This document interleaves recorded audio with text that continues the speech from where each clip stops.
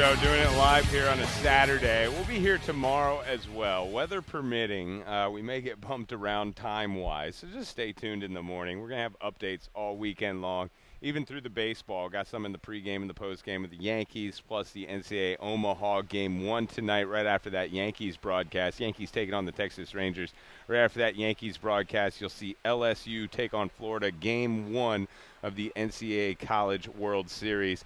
We're doing it live here from the radio deck. Big thanks to our sponsors this week, putting us out here, Tito's Handmade Vodka and Big Y, your family market.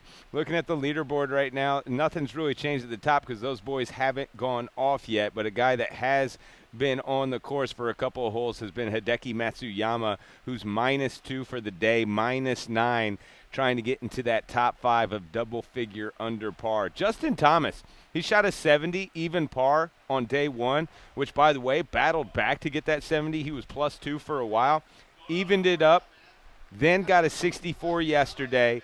Now he's -2 on the day. He has got himself tied for 11th with -8.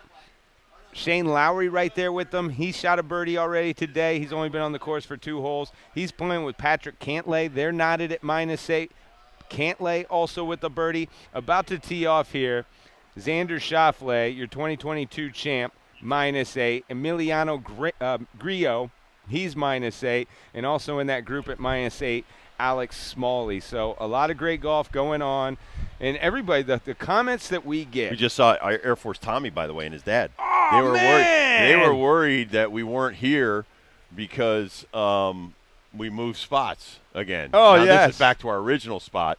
Shout out to Air Force Tommy, man. Air Force Tommy. God bless you people that are in the military and he comes from serving. a far way, it. right? He listens to us online, then comes down here to the Travelers every year. He brings his dad every single year. Just one of the best dudes that has served our nation, man. Super proud to be friends with that guy. God bless all of you for your service. Dude, I just saw, now it was a jersey. It wasn't a true jersey. A jersey. A Joey Votto running around here. You didn't see that? I swear. John, back me up. Did you see that Joey Votto? I need to talk to Nathan Grube. There was some thievery here. What happened? Rich Beam's umbrella was stolen. No, the Callaway umbrella? The Callaway umbrella was stolen. Are you sure? Yeah, I'm sure. I know where I put it. I feel terrible. So we have all this electronics, all this radio equipment. They didn't want that. They wanted the Callaway umbrella. Somebody was here at 9:30. They were a part of that rainstorm. They saw that lone solo umbrella. Hey, we had some Weisenheimers grab our Chex Mix last night, too.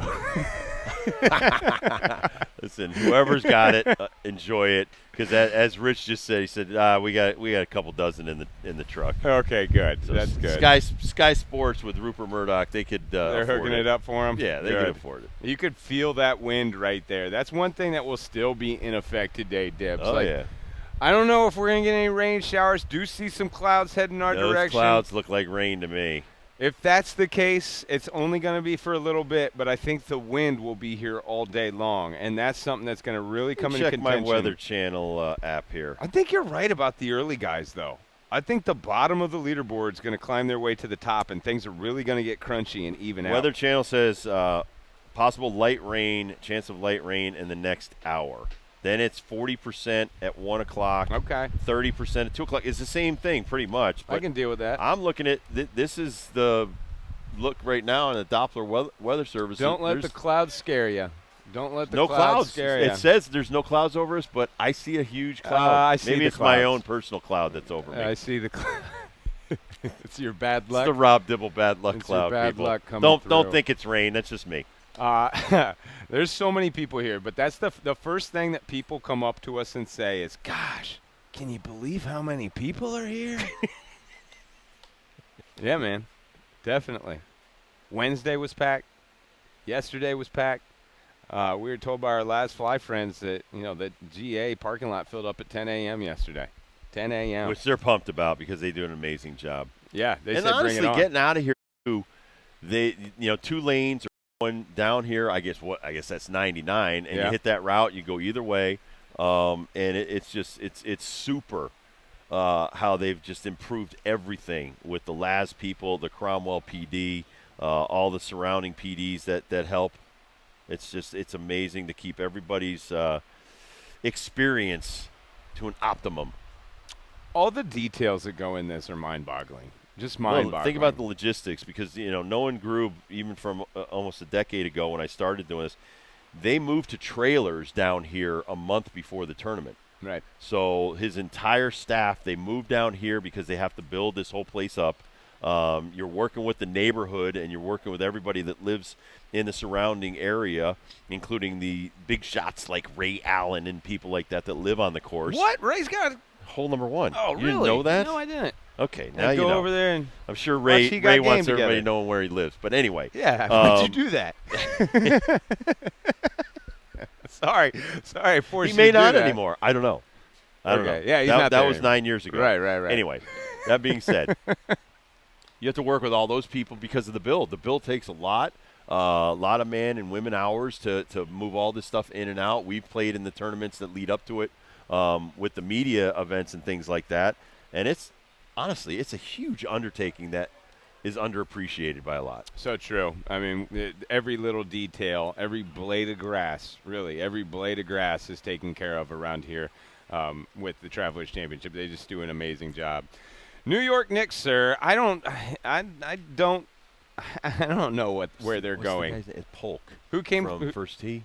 Oh yeah, John Polk. John Polk. I could be wrong on that. I don't know why you're asking me right now. I'm terrible on names because you just said hello. Everybody says hello. So the New York Knicks, I don't know what we're going to do with this team. You spent a lot of money on Jalen Brunson to the point where he played well though. I agree. I take back a lot of the stuff that I said because I was a Donovan Mitchell fan until I saw Brunson all the time, and he's a very good player. And I would say if you're going to have that feeling, the Damian Lillard conversation shouldn't even be had. I think that's too much money for two guys that play the same position. Exactly. There's not enough ball to go around. I don't think that's going to be the answer for the New York Knicks in the next piece that they need in order to compete in the I need more out of R.J. Barrett. I totally agree, and I think he'll give it to you. Quickly was under 10 points a game. I certainly need more from R.J. Barrett over the course of a season, but I think these guys can give me a lot more if I expect that from them and don't get Lillard. I think it's bizarre that Brunson, Randolph, and R.J. are all left-handed. That's just something crazy I never thought about until the end of the season last year, where when you have one left-handed guy, it's like a little bit of an advantage. It's something different to look at. When you got three of your superstars left-handed, then you just basically flip your playbook and do the right-handed stuff left-handed ways on defense. But I do think R.J. Barrett is the best player on the team. Yeah. I'll say that right now. I think that he is just tentative to take over. I think that guy, one-on-one, left-handed, has the length, way more length than Jalen Brunson, and way more one-on-one skills than Randolph. Okay, so between Randall, Brunson, right there, that's 50 points, and Barrett was another 20 points. If I can get him up to 25, that's 75 points with three guys. Yeah, I'm competing every game with just those three guys. But like I said, Emmanuel Quickly, actually, I was giving you wrong information. I gave you his postseason stats over 11 games, under 10 points. He was 15 points per game during the season. You got to bring that in the postseason. Now he battles minutes with Quentin Grimes, and he comes in when Brunson's on the bench. Maybe you get rid of one of them. Let the other one have more time. That could be. You know how injuries go, though. You need a deep roster, and if you can get 6 or 7 guys that are consistently go-to. No, Cam Reddish, he averaged. That dude's got to come through. 30 minutes. That dude's got to come through. 22 minutes a game. That dude's got to come through. Just remember the time when you had Zion, Cam Reddish, and R.J. Barrett on Duke at the same time. And remember when Cam Reddish was drafted to the Atlanta Hawks, and then all of a sudden they get him on the Knicks? Like, that wasn't that long ago. No, we thought all of that stuff was going to work out. Mitchell Robinson needs to stay healthy. I think they have a lot of pieces that can work. It's a head-scratcher to me of where they should go next because they've got a lot invested in those three guys, Randall, RJ, and Jalen, to make it work, to make it go. Fingers are crossed. We'll see what happens. I think the East gets a little easier as well. But I still think that the East, I know Miami Heat. Let's see what they do and what they get. But I'm still afraid of that monster in Milwaukee, man. Hey, now our guy Andre Jackson, he got a gift getting traded from the Magic over to the Bucks. Hopefully he makes the most of that opportunity. If he does, I think that adds depth to their roster too, especially defensively. Philadelphia is going to have something to say. We'll see what Nick Nurse brings to the table. Boston's going to be in the mix. The New York Philly's going to be in the mix. Cleveland's going to be in the mix. Cleveland is such a comer right now. New York Knicks do have an opportunity, though, that they could win this Eastern Conference Finals. I don't think that they need to add. I really don't. I think that those boys are going to get older, wiser, and better veterans, be better veterans in the league. I really do. But does that put them over the top? Question marks. Absolutely. Let's talk about Adama Sanogo for a second. Didn't get drafted. Yeah. Had him at 57 on the board. Only 58 guys were drafted, so he was outside the 2 rounds. But at the same time, might be the best thing that happens for him. That keeps a chip on his shoulder and keeps him working harder, and he's able to stick with the Chicago Bulls. Well, I think the Bulls lineup is pretty small, minus Vucevic. And who knows where Zach LaVine's going to go and where that happens. But if you have DeMar DeRozan as your power forward, that is a small lineup to me. Now, I'm not saying Adama should be a starter. I just think Adama can really fill up minutes down low, be maybe not a rim stopper because he's not as tall, but definitely play the 4 and possibly play the 3 on defense. I like him as a 4 on offense, and that's it. Really, that's it. If he can develop a shot in the G League, because he's a two-way guy, he'll probably spend half of the season, the first half of the season in the G League.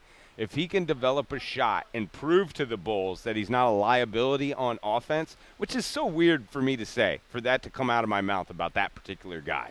Like, he was the guy we get the ball to stop the bleeding. He was the guy for the automatic bucket. Yep.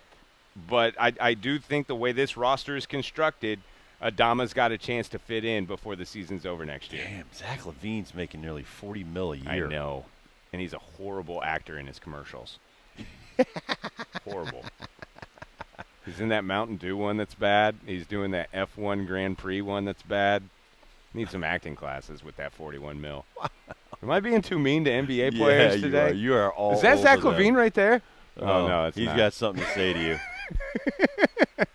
Sorry about that. All right, we'll take a quick break. We'll come back.